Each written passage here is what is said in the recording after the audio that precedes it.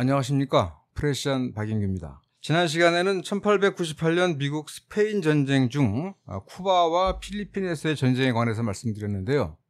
오늘은 하와이와 푸에르토리코에 관해서 말씀드리겠습니다. 이 1898년 미국 스페인 전쟁은 미국의 첫 번째 지역주의적 팽창이고 굉장히 다양한 모습이 나타나기 때문에 하나하나 좀 볼 필요가 있어서 이런 얘기를 하게 됐습니다. 쿠바는 보호국으로 만들었죠. 정치적 독립은 허용하되 외교적으로는 왜속시켰고, 필리핀은 아예 이제 식민지를 만들어 버렸습니다. 하와이 합병은 사실 스페인 전쟁과는 무관합니다. 하지만 스페인 전쟁 기간 동안에 합병했다는 점에서 미국의 어떤 지역주의적 평창에 관한 한 측면을 말씀드릴 수 있을 것 같습니다. 하와이는 희한한 게 미국의 민간인이 먼저 하와이의 경제, 정치적 실권을 장악한 뒤에 1898년 7월 7일에 합병했습니다. 이때는 언제냐면 미국이 쿠바와 필리핀에서 여전히 스페인과 전쟁을 벌이고 있을 때입니다. 그 과정을 좀 살펴보도록 하죠. 하와이라는 것은 태평양 한가운데 있는 섬이죠. 미국에서 동아시아로 오려면 반드시 거쳐가야 되는 그런 섬입니다. 1819년부터 미국 선교사가 하와이에 들어가서 하와이 왕족들을 개신교로 개종시키고 장관 등 주요 정책 결정권자가 됩니다. 말하자면 이제 정치에 참여할 수 있게 된 거죠. 그 중에 일부 선교사들은 사탕수수 등 경제적 가치에 주목해서 농장주로 변신합니다. 1849년부터는 토지 거래가 가능해지고 원주민들을 노동자들로 만듭니다.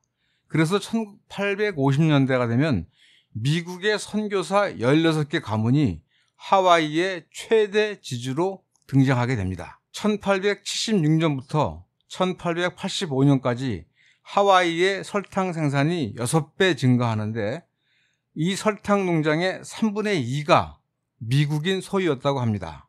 한마디로 하와이의 경제를 미국인들이 장악한 것이죠. 당시에 한 미국인 외교관은 이들 선교사가 공동체의 흡혈귀라고 아주 혹평을 하기도 했다고 합니다.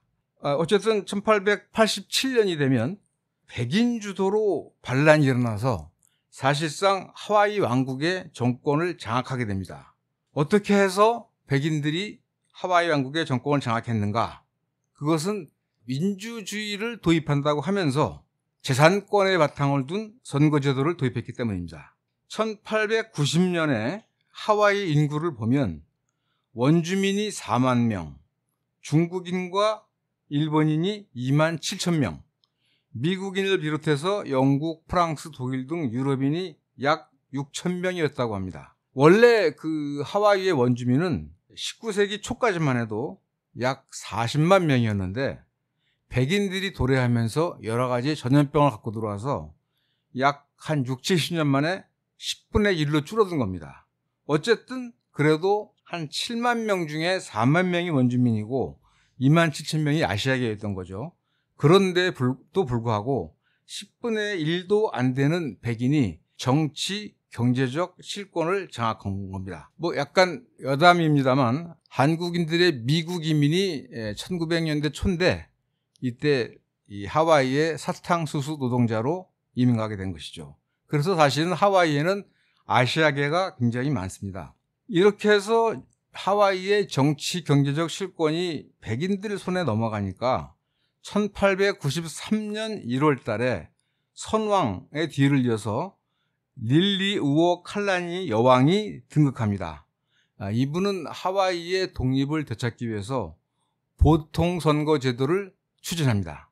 그러니까 하와이에 있는 모든 주민들이 똑같이 투표권을 갖자라고 하니까 여기에 위기감을 느낀 백인들이, 특히 이제 백인들 중에 주도자가 샌포드 도울이라는 사람인데, 이 사람이 1893년 1월 7일 현지 공사 조지 스티븐스하고 짜고 미국 해병 162명을 동원해서 쿠데타를 일으킵니다. 쉽게 말해서 여왕을 쫓아낸 거죠. 그 명분은 뭐냐? 미국인의 생명과 안전을 도모한다. 실제로는 경제적 이익을 지키겠다. 이거겠죠. 자, 이거는 미국 최초의 해외 정권 전복입니다. 그것도 민간인이 주도하고 미국 군대가 후원한 것이죠. 그러니까 미국 자본주의의 어떤 팽창의 힘이라는 게 어떤 것인지를 보여주는 것입니다. 하와이 현지의 백인들은 자신들이 하와이의 정치, 경제적 실권을 가지고 하와이 공화국을 세운 다음에 미국 정부에 대해서 우리를 합병해달라 이렇게 요구합니다. 그런데 이 쿠데타가 일어나는 지 2달 뒤에 1893년 3월 달에 새로운 대통령이 취임하는데 민주당의 그로버 클리블랜드 대통령입니다. 대체로 민주당 쪽은 반제국주의 쪽이에요. 그래서 이 클리블랜드 대통령은 합병을 거부합니다. 뭐라 그러냐면 의회의 동의가 없는 군사행동으로 합법적 정부를 전복한 것은 명백한 잘못이다. 그리고 백인들의 반란에 동조한 스티브스 공사를 해임합니다. 그러니까 샌포드 돌은 1894년에 일방적으로 하와이 공화국을 선포하고 스스로 대통령에 취임합니다. 그러다가 1890년 대선에서 팽창주의자인 공화당의 맥킨리 대통령이 취임하니까 이제서야 합병이 가능해질 수 있다 해서 그 스페인 전쟁 와중인 1898년 7월 7일에 하와이가 미국에 합병된 것입니다. 그 이후 하와이는 사실은 그냥 미국의 식민지로 남아 있습니다. 하와이가 미국의 정식 주로 승격된 것은 1959년입니다. 1959년 알래스카와 하와이가 각각 미국의 49번째, 50번째 주로 승격됩니다. 알래스카는 1867년에 미국이 러시아로부터 매입한 것이죠. 왜 2차 대전이 끝나고도 한 14년이 지나서 어떻게 승격이 됐을까?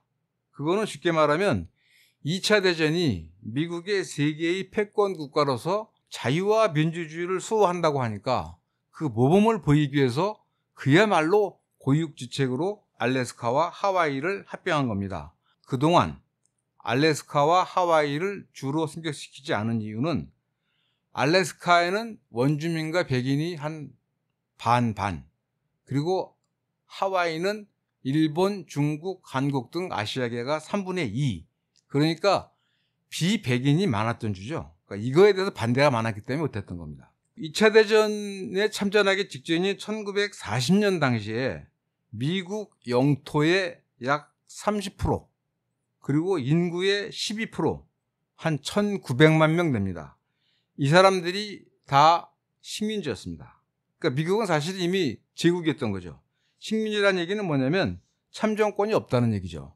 그러니까 1940년 당시에 이 1900만 명이 어디였냐면 필리핀, 푸에르토리코, 하와이, 알래스카 이런 데였습니다. 그런데 이제 이 미국의 영토 중에 약 30%가 사실상 식민지 상태였기 때문에 1934년에 루즈벨트 대통령이 미국의 영토이지만 참정권이 없는 이 식민지 상태의 이 영토를 관리하기 위해서 1934년에 영토 및 도서 점령부라는 부서를 만들어서 진보주의자인 어니스트 그리닝이라는 사람을 여기에 앉혔는데, 이 어니스트 그리닝이 2차 대전 후에 알래스카와 하와이의 주 승격을 강력하게 밀어붙입니다. 뭐라고 그러냐면 이 사람이 알래스카와 하와이에서 구시대적 식민주의를 버리지 못하면서 어떻게 미국이 피치자의 동의에 의한 통치 원칙, 즉 민주주의의 원칙으로 세계를 이끌어 가겠다고 말할 수 있는가? 라고 얘기를 한 겁니다. 결국 이러한 그 그리닝의 로비에도 불구하고 남부 출신의 정치인이나 백인 우월주의자들은 결사 반대합니다. 백인 우위의 인종적 순수성을 유지하겠다는 얘기죠. 예컨대 노벨상을 수상했고 컬럼비아대 총장을 역임한 니콜라스 버틀러라는 사람은 알래스카와 하와이가 미국의 정식 주가 된다면 우리가 알고 있던 미국의 종말이 시작될 것이다, 뭐 이렇게 경고를 했고요. 스트롬 서먼드라고 그 사우스 캐롤라이나주의 상원의원을 47년이나 한 분이 있는데, 이분도 이제 백인 우월주의자죠.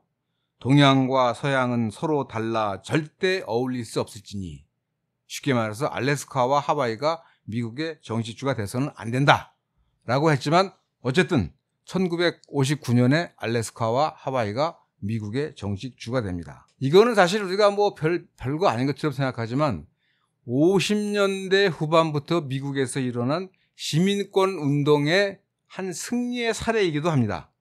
1954년에 미국 대법원에서 브라운 대 교육위원회라는 이 소송에서 그때까지는 미국 학교 내에서 흑인과 백인을 분리했어요.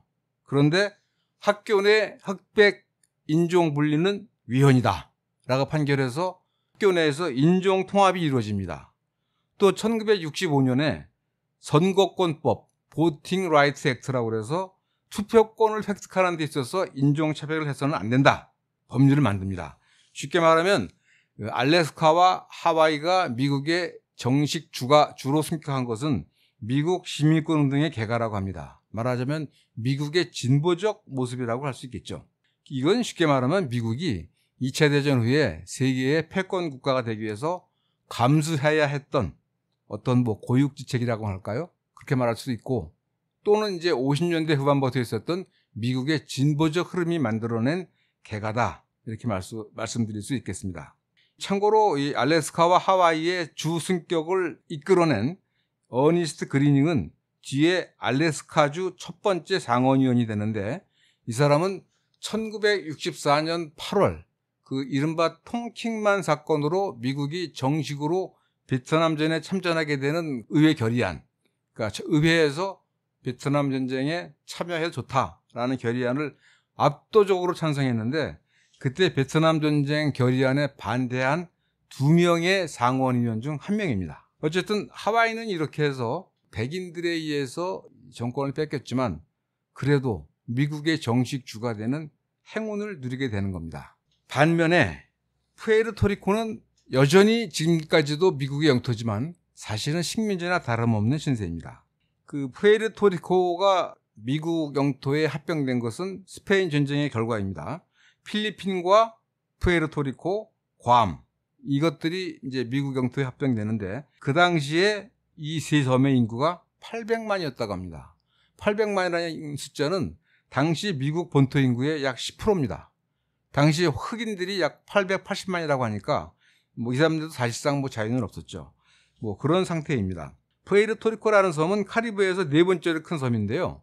그 플로리다 남쪽으로 있는 쿠바가 제일 큰 섬이고, 그 오른쪽, 그 동쪽에 있는 이스파뇰라, 도미니카하고 아이티 공화국이 있는 섬이 두 번째로 큰 섬이고, 그 밑에 있는 섬이 자메이카, 그리고 그 맨 동쪽에 있는 푸에르토리코가 네 번째로 큰 섬입니다. 어쨌든 푸에르토리코는 1898년에 미국에 합병이 됐지만 푸에르토리코 사람들이 미국 시민권을 갖게 된 것은 1917년, 그리고 괌 사람들이 시민권을 갖게 된 것은 1950년입니다. 시민권은 있지만 참정권은 없습니다. 오늘날에도 약 400만 명이 미 연방정부에 대한 참정권이 없는데, 이 중에서 푸에르토리코 사람들의 인구가 350만 명이나 됩니다. 하와이 인구가 약 150만 명이라고 하니까 하와이보다 훨씬 큰 지역이죠. 참정권이 없다는 의미는 뭐냐면 연방의회에 대표를 보낼 수 없고 대통령 선거에도 투표할 수가 없습니다. 그러니까 푸에르토리코는 연방의회에 말하자면 observer, 투표권이 없는 대표를 보낼 뿐입니다. 반면에 연방정부는 푸에르토리코에 대해서 통치권을 행사할 수 있습니다. 예를 들면 푸에르토리코가 어떤 법안을 만들었는데 이게 미국에게 불리하다라고 생각하면 그거 무효라고 얘기할 수 있는 겁니다. 현재 푸에르토리코는 공식 명칭이 푸에르토리코 연합자치주의인데요. 이 푸에르토리코의 역사를 보면, 지난 100여 년간의 역사를 보면 그야말로 피 어린 독립투쟁이 있었다는 것을 알 수 있습니다. 1950년대에는 트루먼 대통령 암살을 지도하기도 했고, 미 연방의회에 총기를 난사해서 5명의 의원이 부상을 당하기도 했습니다. 문제는 대부분의 미국 사람들이 푸에르토리코가 미국 영토고 미국의 자치령이라는 사실을, 그리고 미국 영토이고 푸에르토리코 사람들이 독립을 위해서 엄청난 노력을 했다는 사실을 거의 모르고 있다는 거죠. 푸에르토리코의 역사를 잠깐 좀 보도록 하겠습니다. 푸에르토리코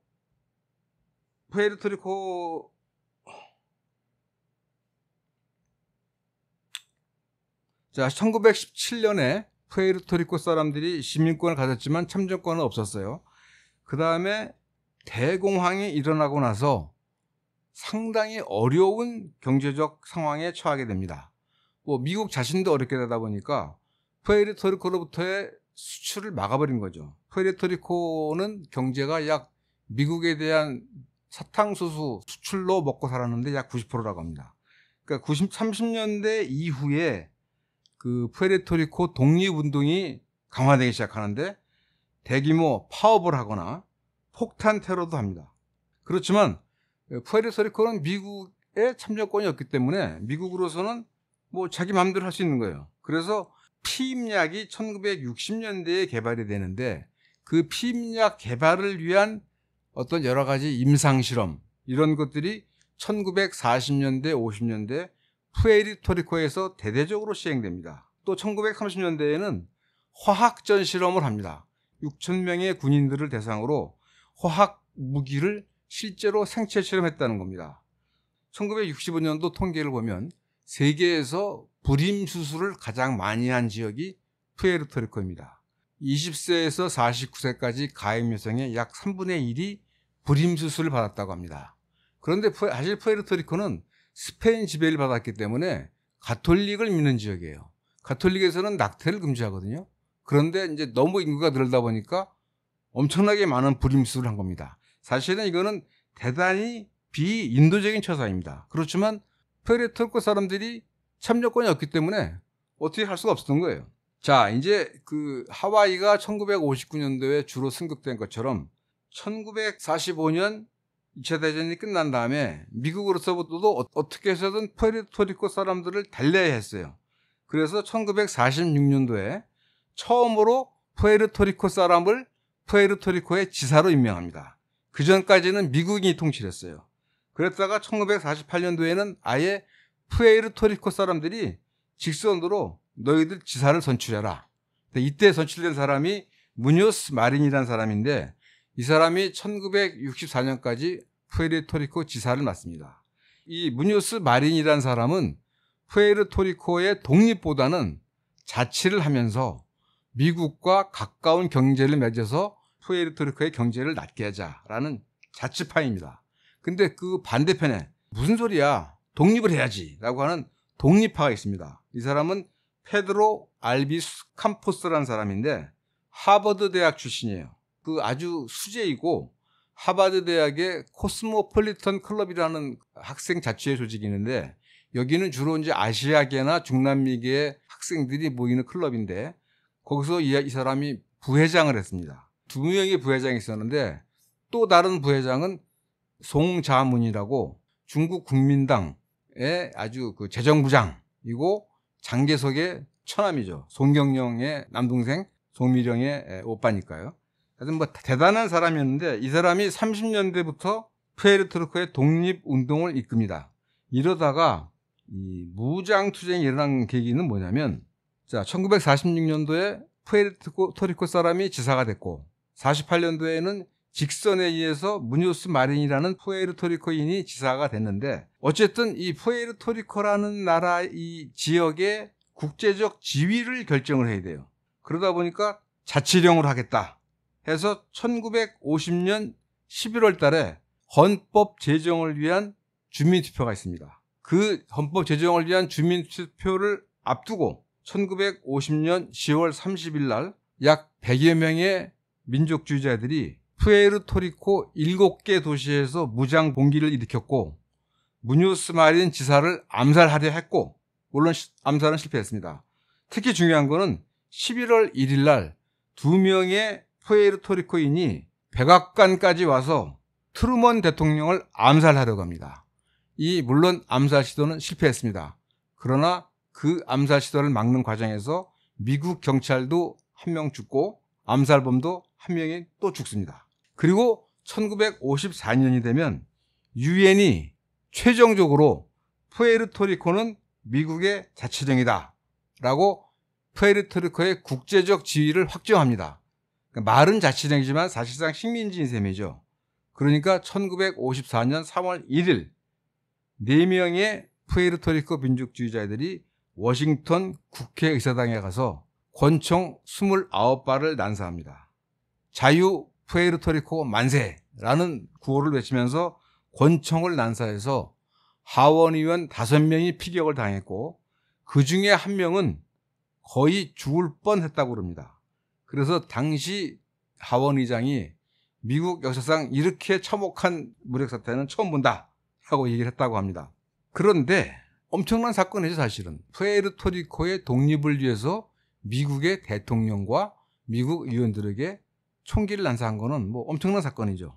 근데 그 당시에 그 뉴욕타임즈는 이 사실을 뭐 보도는 했는데 구체적으로 어떤 이유 때문에 푸에르토리코인들이 이런 무장봉기를 했는가에 대해서는 제대로 설명을 하지 않고 그냥 외부인은 이해할 수 없는 광기 어린 난동이다, 이렇게 말했을 뿐이에요.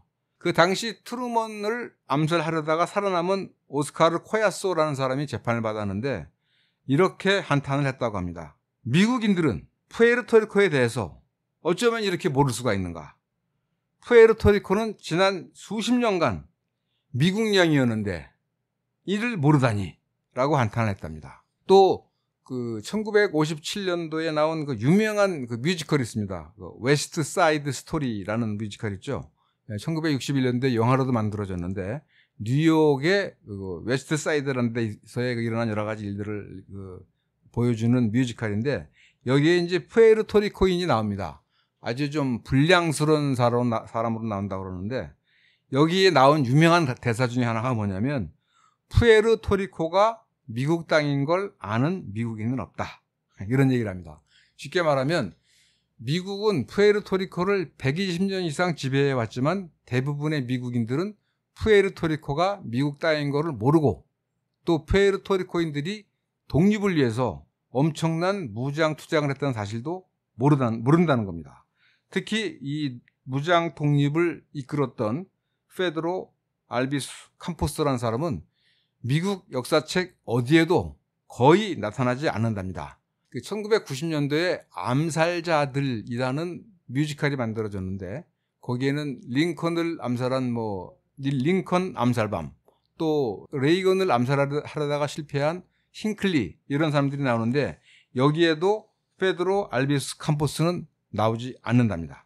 다니엘 인머바르라는 사람이 쓴 How to Hide an Empire, 어떻게 제국임을 숨길 것인가, 우리말로는 이제 미국 제국의 연대기라는 이름으로 나온 책이 있는데요. 이 책의 요지는 뭐냐면 미국은 제국이면서도 제국임을 부정하는, 애써 공화국임을 강변하는 자기 기만을 아직도 하고 있다, 이제 그런 얘기입니다. 그러니까 지금 이 푸에르토리코의 사례는 미국 사람들이 우리는 언제나 세계의 자유와 민주주의를 확대하는 선량한 나라야 라는 그런 생각을 아직도 하고 있다는 걸 보여주는 생생한 사례라고 할 수 있을 것입니다.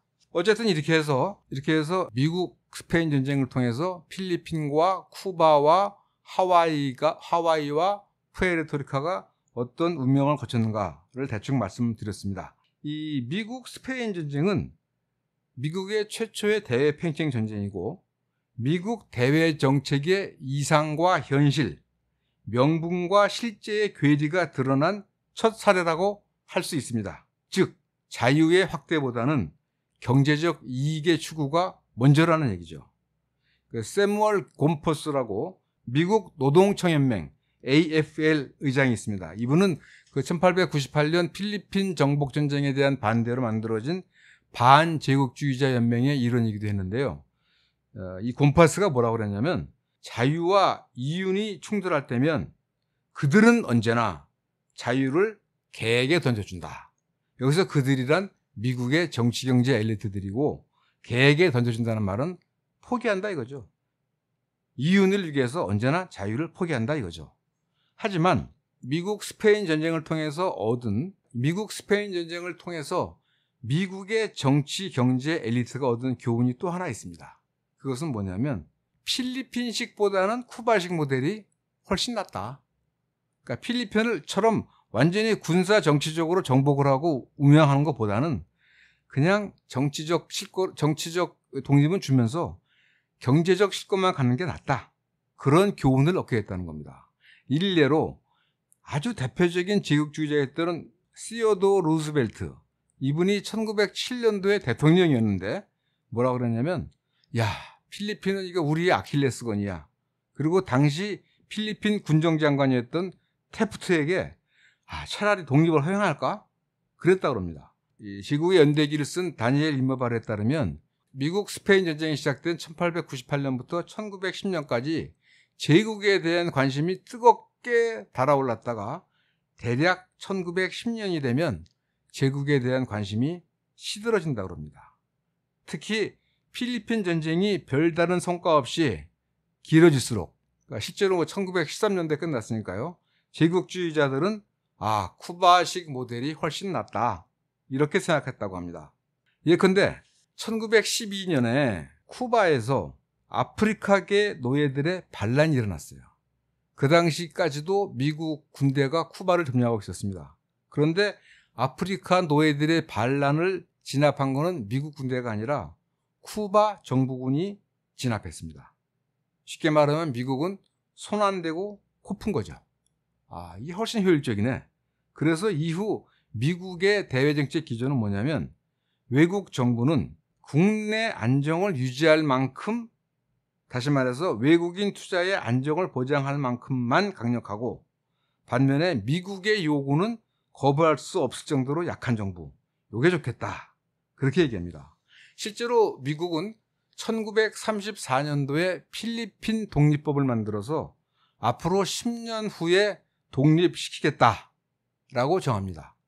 왜 그렇게 결정했냐면 1929년도에 공황이 나고 나서 일본이 만주사변을 일으키고 엄청나게 커지니까, 우리가 일본으로부터 필리핀을 지킬 수 있을까? 이 대공황 와중에 필리핀으로부터 얻는 경제적 이익보다는 필리핀을 지키기 위한 군사적 부담이 더 크다, 이렇게 이 결론을 내렸다고 합니다. 결국은 필리핀 모델은 옛날 식민주의고 쿠바식 모델은 신식민주의입니다. 말하자면 정치적 독립은 허용하되 경제적으로는 미국에 예속당하게 하는 거죠. 이게 말하자면 이후에 미국의 모든 대외 정책의 기조가 됩니다. 자, 이렇게 해서 이 대충 미국 스페인 전쟁에 관해서 말씀드렸는데요. 미국이 스페인 전쟁을 일으킨 당초 목표는 뭐냐면 태평양, 즉 중국과의 교역을 확대하고, 그리고 카리브해와 중미 지역에 대한 진출을 확대하기 위한 것이었습니다. 카리브해에 대한 진출은 대략 성공을 했습니다. 쿠바를 보호국가하고 푸에르토리코를 자치령으로 만들었으니까요. 그러니까 이거는 사실은 1823년 선언된 먼로 독트린이 실제로 완성됐다고 할 수 있습니다. 그렇지만 사실 중국 진출은 거의 좀 부진했습니다. 별로 된 게 없습니다. 그러나 미국은 중국 진출이 건국 이후부터의 필생의 수건이었기 때문에 이 스페인 전쟁을 하면서 이른바 문호 개방 선언을 합니다. 중국의 통상을 모든 국가에게 공평하게 개방하라. 이게 이제 사실은 이후 지금까지, 아니죠, 트럼프의 대중국 관세전쟁 이전까지 미국의 대외정책의 기조가 되는데, 이 문호 개방 선언에 대해서는 다음 시간에 말씀드리도록 하겠습니다. 지금까지 들어주셔서 감사합니다.